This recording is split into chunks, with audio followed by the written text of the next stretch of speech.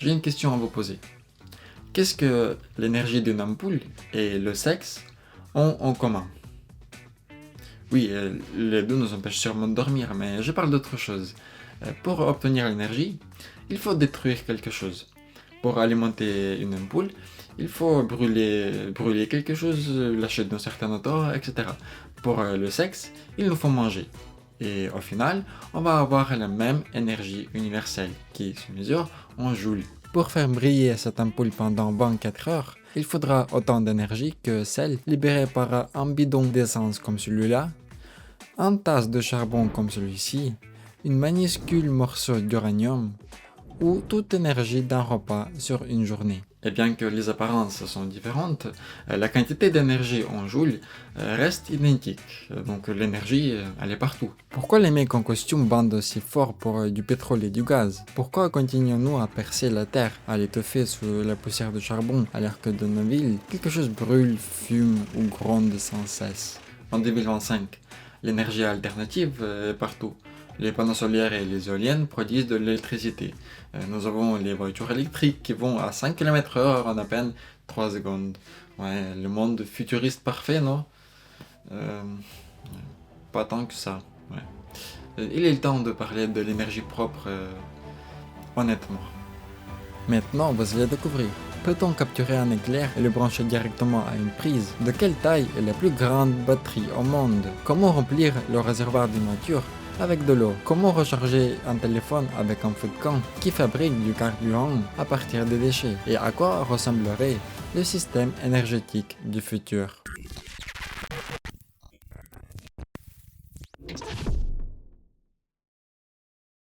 Et quelle énergie est la plus importante pour nous?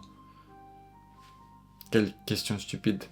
Et bien sûr que l'électricité, ou l'énergie de chat Boris. J'ai une mauvaise nouvelle. Le chat Boris est mort. Ouais. Il a emporté le secret de son énergie avec lui. Mais j'ai aussi une bonne nouvelle. Nous avons une source d'énergie totalement propre et qui n'a pas de limite. La foudre. Un éclair moyen contient assez d'énergie pour alimenter une maison pendant 5 mois, un peu moins qu'un baril de pétrole, et l'énergie d'un orage entier est équivalente à celle d'une bombe atomique, gratuitement. Doc Brown, on fait quoi maintenant? Mais est-ce qu'on peut attraper un éclair pour en faire une source d'énergie? En théorie, oui, mais il brûle tout sur son passage. Dans nos prises, on a 240 volts, alors qu'un éclair compte 300 millions volts. Le deuxième problème, c'est que les orages tombent au hasard, n'importe où et n'importe comment. On peut même les utiliser pour générer des nombres aléatoires. Ouais. Regarde cette carte, plus la zone est sombre, plus il y a de foudre. Sur le lac de Maracaibo, au Venezuela, les éclairs tombent jusqu'à 280 fois par heure, tandis qu'en France, on attend un éclair aussi longtemps qu'un bus près d'un cimetière. De plus, toute cette énergie n'existe qu'une fracture de seconde, ce qui rend son stockage très compliqué. La foudre, ce sont les morceaux d'énergie ultra concentrés qui frappent la Terre n'importe où et n'importe comment. Impossible de les stocker ou recharger un téléphone avec. On ne peut rien faire avec. Zeus 1, l'humanité 0. Nous vivons dans le monde steampunk. Si tu as joué à Cyberpunk et tu penses que notre futur va ressembler à ça, non, pas du tout. En réalité, notre monde ni cyberpunk, ni dieselpunk, mais un vrai steampunk, pur et dur. Et pourquoi? Parce que tout fonctionne à la vapeur. L'énergie est cachée partout autour de nous, dans l'uranium, dans le charbon, dans la nourriture. Et pour récupérer cette énergie, il nous faut une clé universelle. Et cette clé, c'est la turbine. Héron d'Alexandrie, qui l'a inventé en remarquant que la vapeur d'eau pouvait faire tourner une sphère en s'échappant à travers des tuyaux, avec un jouet amusantement. Et à votre avis, combien de temps il nous fallait pour transformer cette jouet amusante en quelque chose d'utile? 2000 ans. Nous avons simplement remplacé le feu de camp par d'immenses tasses où des tonnes de charbon et du gaz brûlent. Et à la place de la bille, nous avons installé une turbine avec un générateur qui produit de l'électricité. Voilà, c'est aussi simple. Et même les sources les plus géniales au monde ne font que bouillir de l'eau pour faire tourner les turbines. Dans des centrales géothermiques, il y en a en Île-de-France ou Alsace, des tuyaux avec de l'eau sont envoyés sur la Terre, là où la température est très élevée et l'eau bout. La vapeur ainsi produite fait tourner les turbines. Et même un réacteur nucléaire, c'est juste un bouillard hyper cher. Enfin, si vous voyez ces images horribles de mauvaises centrales nucléaires qui donnent la nausée à force de fumer, en réalité ce n'est pas de la fumée, mais de la vapeur d'eau pure. Et maintenant imaginez, nous construisons enfin un jour un réacteur à fusion. On va y arriver, c'est sûr. Nous comprimerions l'hydrogène léger en hélium lourde à une température de 150 millions de degrés pour que dans cette étoile artificielle se dégageaient des mégawatts d'énergie absolument pure. Et ensuite, toujours avec cette énergie, nous ferions bouillir de l'eau. Bordel. Il n'y a pas d'autre moyen ou quoi? Je sais pas, on peut pas passer directement de l'énergie thermique à énergie électrique. Et si, il existe un truc comme ça. En fait, chez nos arrière-grands-parents, pendant la guerre, ils n'avaient pas de prise dans des forêts ou de l'étrange et ils alimentaient leur radio de campagne directement avec un feu, grâce à des thermoéléments. C'était comme un sandwich avec une garniture à deux alliés. Ils les plaçaient directement sous leur gamelle. Si on tournait une face de sandwich vers le feu et l'autre vers l'eau plus froide, la différence de température produisait de l'électricité. Ce procédé a été mis en place dès l'après-guerre pour écouter Edith Piaf à la radio dans un longtemps chant collectif. Et même aujourd'hui, sur Mars, le rover Perseverance Redance fonctionne sur un dispositif similaire, sauf que la chaleur provient du plutonium qui se réchauffe lors de la désintégration et le froid est capté dans l'atmosphère. Seulement l'efficacité de cette méthode n'est pas vraiment géniale.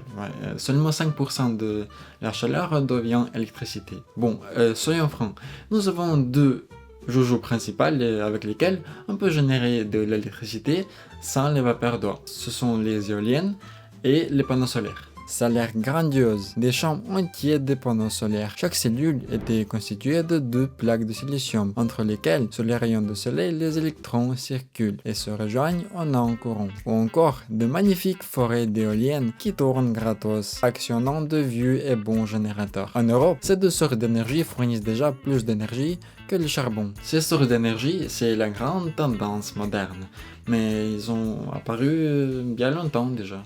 La première électricité éolienne fut produite en 1887. James Blythe construisit chez lui une éolienne, mais ses voisins la surnomment immédiatement le jouet du diable. C'est ainsi qu'il alimenta le seul établissement qui n'a pas peur, un asile d'aliénés, où seules les infirmières craignaient. Tout le reste semblait magique. Et les premiers panneaux solaires ont été créés par Charles Fritzsche en 1883, et il n'aurait jamais imaginé qu'ils seraient un jour utilisés dans l'espace pour alimenter des satellites. Ces deux inventions apparues dans la même décennie que les premières centrales au charbon furent lancées. Ainsi, l'énergie alternative est née presque au même moment que l'énergie traditionnelle. Et aujourd'hui, elle est même moins chère. Bon alors, enveloppons toute la planète des panneaux solaires. On va mettre partout comme du carrelage aux toilettes. D'ailleurs, il nous faudra combien de panneaux solaires pour alimenter toute la planète? Juste surface comme Corée du Sud. Je dis juste parce que c'est une grande surface pour un monde densément peuplé, alors que pour le désert du Sahara, c'est tout petit. Juste une partie de cette terre absolument inutile, où il y a juste du sable et un chameau qui passe une fois par mois, alors qu'il y a plus de 300 jours de soleil. Mais quelle super idée alors parfait, alors on fait ça et allez, fini. Bon, allez, entraîne ton cerveau, à la prochaine. Stop. Non. Bon. C'est une super idée si je veux passer aux élections et. Bon.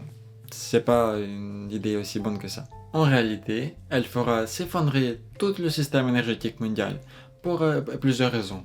Lesquelles Poutine a dit déjà les éoliennes tuent les oiseaux. Est-ce vraiment confortable pour les gens de vivre sur une planète entourée d'un mur d'éoliennes et recouvert de plusieurs couches de panneaux solaires?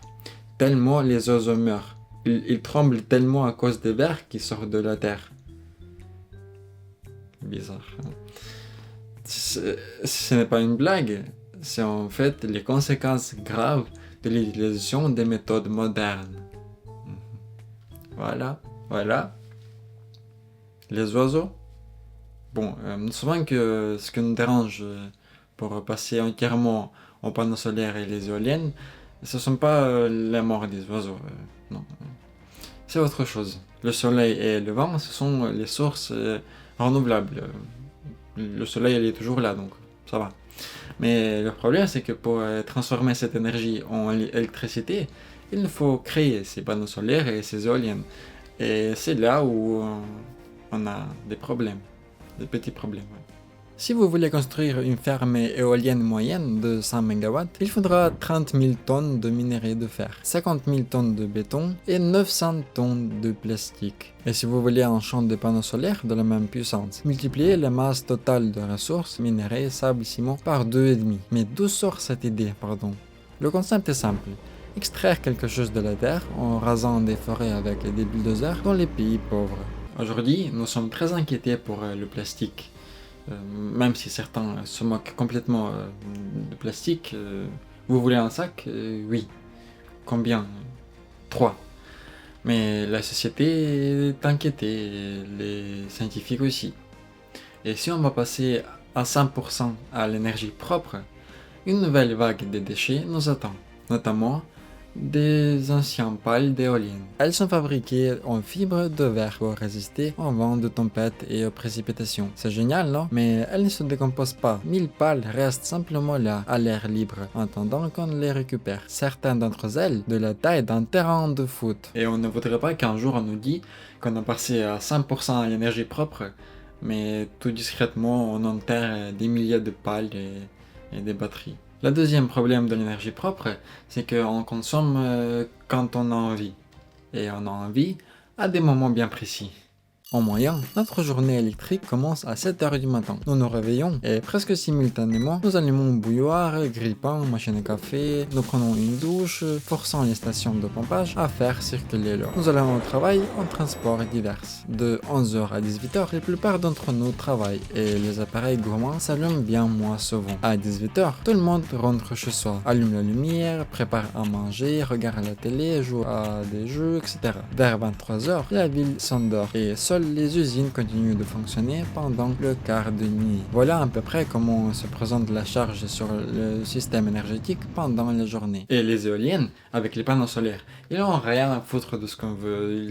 Ils se moquent complètement de nos projets, de nos bouilloires, nos téléphones, de vibromasseurs, je sais pas, usines. La puissance des panneaux solaires dépend de, de soleil qui brille de 1000 feux justement au moment où nous n'avons pas besoin d'énergie. Alors que les éoliennes, elles font ce qu'elles veulent. Elles peuvent tourner comme ceci, comme cela, ou même comme ça. Si tu es un meunier médiéval, eh bien la moelle s'est arrêtée et tu allé faire une petite pause. Apprendre les laitiers à nouveau mouvement. Ouais, mais quoi faire pour nous? Arrêter toutes nos affaires parce que le vent a arrêté à souffler?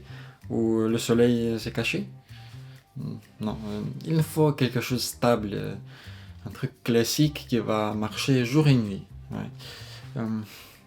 Et comment résoudre ce problème? Eh bien, le système actuel repose sur les centrales nucléaires et au charbon. Ce sont les chevaux de bataille. Ils fonctionnent jour et nuit pour nous fournir le minimum vital d'électricité. Pour que les pompes fassent circuler l'eau dans nos robinets, pour que les lampes s'allument, pour que les hôpitaux ventilent, etc. Et si nous avons besoin de encore plus d'énergie, par exemple si tout le monde se réveille ou si notre ville accueille plein d'invités pour les Jeux Olympiques, nous faisons tourner les centrales thermiques où l'eau bout au gaz. Et nous ouvrons aussi les vannes des centrales hydroélectriques où des milliers de tonnes d'eau font tourner une turbine à pleine vitesse pour que nous soyons à l'aise au pic quand tout le monde s'allume ses appareils simultanément. On peut aussi connecter des turbines à gaz. Ce sont des engins astucieux. Imaginez un avion de ligne à réaction dont on a retiré les moteurs et transformé en centrale électrique. Le moteur reçoit du gaz et fait tourner une turbine avec ses gaz d'échappement. D'accord. L'énergie solaire et des éoliennes, c'est quelque chose qui n'est pas stable. Mais qu'est-ce qui nous empêche de prendre cette énergie et la stocker quelque part? Et puis si nous avons besoin de la libérer? Eh bien, c'est plus simple à dire qu'à faire. Ouais. Parce que l'électricité a un problème fatal. Elle ne peut pas être stockée dans son état naturel. Ouais, une fois produite dans une centrale, elle va directement jusqu'à nos maisons pour alimenter nos frigos, bouilloires, etc. Et les batteries, me diriez-vous? Les batteries ne stockent pas l'électricité, elles la transforment juste dans un état chimique. Ouais, et puis s'il nous faut, ils le retransforment encore en électricité. Ouais. Et donc il nous faudra construire des grosses gratte-ciel de batteries pour stocker tout ça. Oui, on peut, ouais. Chez Tesla, aujourd'hui, le plus grand parc de batteries, ce sont juste des accumulations de batteries de téléphone. Mais il y en a énormément. Elles peuvent stocker jusqu'à 450 000 kW d'énergie. Non, sérieusement, cela suffirait pour une centaine de maisons privées sur une année. Regardons donc à quoi ressemblerait cette batterie. Peut-être comme ça ou comme ça à l'intérieur de futurs iPhone 35, dans lesquels d'ailleurs il n'y aura toujours pas de chargeur dans la boîte. D'accord. Et on peut pas fabriquer des batteries plus grosses? Tout est possible. Voilà à quoi elles ressemblent. Attendez, ici il y a juste quelques lacs. Approchons-nous. Ce bâtiment, c'est probablement la batterie, oui, ou plutôt une batterie cachée sur la Terre. Non, tout cela forme une immense batterie Hydra, une station d'accumulation en Virginie, 50 fois plus grande qu'un méga accumulateur d'Elon Musk, autant que 6000 maisons privées consomment en un an. Et comment, me diriez-vous, cette lac va fonctionner? Eh bien, imaginez que nous avons de l'électricité en trop, on ne va pas la gaspiller.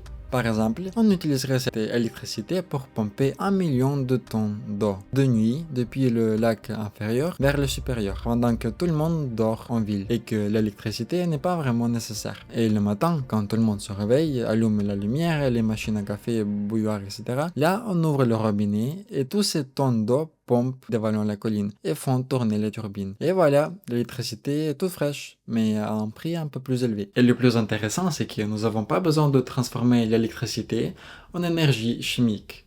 On la transforme directement en énergie potentielle. C'est-à-dire qu'il ne nous faut pas du tout de batterie, il ne faut pas extraire quelque chose de la terre pour stocker cette énergie. Ici, il suffit un peu d'eau, une pompe et un générateur. Et c'est tout. Ouais. Ok, et si à proximité, nous n'avons pas de lac, on peut faire quoi? Bien sûr, construire une immense tour de type Jenga. Ouais. Oui. Quoi d'autre? Le principe est le même qu'avec les lacs, sauf qu'au lieu de soulever de l'eau, nous soulevons d'énormes blocs de béton à la corde. Et quand nous avons besoin d'énergie, ces blocs sont lâchés de leur hauteur et font tourner une turbine. Mais le Jenga, c'est encore un projet et les centrales qui balancent existent que dans les montagnes. Mais depuis toujours, il existe quelque chose de plus massif qui s'appelle Energy to X ou Power to X. C'est quand vous prenez les excès d'énergie et produisez avec cela du carburant. C'est comme si vous prenez une boulette de viande, la mettez dans un hachoir, faites tourner à l'envers, et à la fin vous recevez un morceau de viande toute fraîche. C'est un système très astucieux de l'économie d'énergie, où tout se met en marche et tout se recycle. Et comment ça fonctionne? Les panneaux solaires et les éoliennes produisent de l'électricité. Avec cette électricité, nous faisons éclater de l'eau en la séparant en hydrogène et en oxygène. Nous mélangeons l'hydrogène avec le CO2 nocif provenant des usines et de manufactures. Et à la sortie, nous obtenons des engrais, des produits chimiques utiles, du méthane que l'on peut ensuite brûler pour obtenir de l'énergie, ou bien conserver une partie de l'hydrogène pour l'utiliser plus tard de manière encore plus astucieuse. Attends, mais comment ça encore plus astucieuse? Laissez-moi vous expliquer. L'énergie, c'est pas seulement le courant ou la chaleur dans nos maisons. L'énergie, c'est aussi tous nos transports en commun, toutes nos voitures, etc. Et les voitures émettent aussi beaucoup de CO2 dans l'atmosphère. Ce CO2 est libéré tout simplement par les voitures et part directement à l'atmosphère. Ce qui n'est pas une bonne chose. Et pour que les écologues arrêtent de râler, il nous faut faire quelque chose avec ça, ouais. On peut remplacer du carburant par d'autres liquides très dangereux, oui. Par exemple, on peut remplacer par propane, qui émet 12% moins de CO2 nocif. Mais il est très explosif, ouais, donc ça on prend pas. Après, il y a des batteries. les voitures électriques, mais on se souvient bien d'où vient toute cette énergie, ça on prend pas non plus. Et il reste le dernier méthode, oui, le plus dangereux, de l'eau potable. Oui, cette fameuse eau dangereuse. Et ce n'est pas une blague. Verser de l'eau dans un réservoir à la place de carburant. Pas si vite. Oui. Mais à quoi sert l'hydrogène alors qu'on a autant de carburants différents? On peut juste recharger les voitures électriques avec les panneaux solaires? Pourquoi pas? Eh bien, on peut résumer tout ça en une seule question. Combien de kilogrammes d'énergie est caché dans 1 kg de votre carburant? Sur 5 kg de batterie, on peut emmagasiner l'énergie nécessaire pour parcourir 5 km, tandis qu'avec 5 kg d'essence, on peut parcourir 5 km. C'est comme de Paris à Orléans, pas mal. Alors qu'avec 5 kg d'hydrogène, vous pouvez parcourir jusqu'à 600 km, presque de Paris à Clermont-Ferrand. Et le plus étonnant, c'est que cet hydrogène n'a même pas besoin d'être brûlé. Ouais. Il suffit d'en extraire les électrons à l'intérieur d'une pile à combustible et de les injecter dans les fils. Et voilà, nous avons du courant pour un moteur électrique. Et après la réaction avec l'air, une simple eau s'écoule par un pot d'échappement. Oui, vous avez bien compris. Nous obtenons l'énergie à partir de l'eau et à l'échappement, on a encore de l'eau. Cela semble absurde, bizarre, comme si c'est une blague. Et cette blague s'appelle la science. Vous pourriez me demander, tout est clair et réel, alors pourquoi roulons-nous encore à l'essence? Parce que vous n'avez pas de moteur à l'hydrogène. Il existe, mais rien n'est sorti en masse. Enfin, il y a un inconvénient avec l'hydrogène. Il n'y a tout simplement pas où faire plein en France. Il n'y a que 80 stations partout en France, donc c'est pas vraiment beaucoup. En ce moment, l'hydrogène partout dans le monde n'est pas extrait à partir de l'eau, mais il est obtenu à partir du gaz, donc il produit du CO2. Mais c'est temporaire. Nous venons tout juste de nous lancer sur cette voie de l'hydrogène. Il n'y a que 30 000 voitures partout dans le monde, donc cela nous semble un peu exotique, les voitures sur l'hydrogène. Mais souvenez-vous, les voitures électriques il n'y a pas très longtemps, c'était aussi quelque chose d'exotique. Et aujourd'hui, dans chaque ville, il y a des chargeurs, les voitures, on les voit tous les jours, plusieurs fois. Mais si nous venons tout juste de passer à l'hydrogène, quoi faire en ce moment pour ne pas empirer les choses? Pouvons-nous peut-être fabriquer du carburant un peu plus écologique? Comme par exemple le lait d'avoine, du lait, mais pas de la vache. Et une idée similaire avec le pétrole s'appelle le biocarburant. Et tout le monde peut en fabriquer. Il suffit un peu d'huile usagée.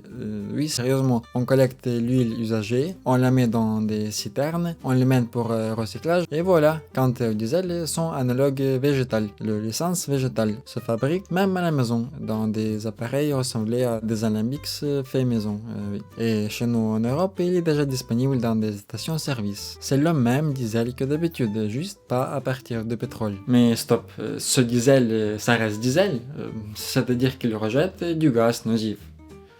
Ouais, on ne peut pas tricher avec la nature. Mais un peu quand même. Ce carburant est fabriqué à partir des plantes qui, pendant leur vie, ont absorbé le CO2. Et quand on brûle le carburant fabriqué par cette méthode-là, on émet autant de CO2 que ces plantes ont absorbé pendant leur vie. Donc, au final, la quantité de CO2 dans l'atmosphère ne bouge presque pas. Et ce qui est bien, c'est qu'on peut le fabriquer à partir de n'importe quoi. Des restes alimentaires, des déchets dans les décharges, du fumier de porc et même de la merde humaine, vraiment. À partir de tout cela, on peut obtenir du biogaz, principalement du méthane. En laissant fermenter plein d'organiques dans des grands récipients, on n'obtient pas d'alcool, mais des biocarburants. Et qu'est-ce qui se passe avec le pétrole et du gaz? Est-ce que la mode sur ces sources est déjà passée? Eh bien, imaginez qu'on remplace toutes nos voitures par les voitures électriques ou en hydrogène, qu'on installe tous nos moteurs dans les musées et on vend des billets pour les regarder. Nous oublions certaines choses quand même. Les pneus de voiture, les baumes à lèvres, la peinture, les collants, l'asphalte, les rubans adhésifs, les maillots de bain, les tissus synthétiques, l'encre d'imprimante, les vestes d'hiver, les déodorants, les lentilles de contact, les films à bulles, les sièges de toilette, les shampoings, les lunettes de soleil, les parapluies, les conservateurs alimentaires, les médicaments et encore tellement de choses. Remplacer tout ça n'est pas impossible, mais ça va prendre beaucoup de temps. Donc, il faudra supporter un peu de pétrole quand même encore. Aux États-Unis, on développe activement des réacteurs nucléaires modulaires. Ils ne sont pas très puissants, mais on peut en brancher autant que nécessaire, comme de la mémoire vive dans un ordinateur. Et la Russie a construit une centrale nucléaire flottante et l'a envoyée dans ces régions les plus froides, je veux dire pour les chauffer et les alimenter en électricité. Les panneaux électriques et les éoliennes ne sont pas les seules sources d'énergie alternative.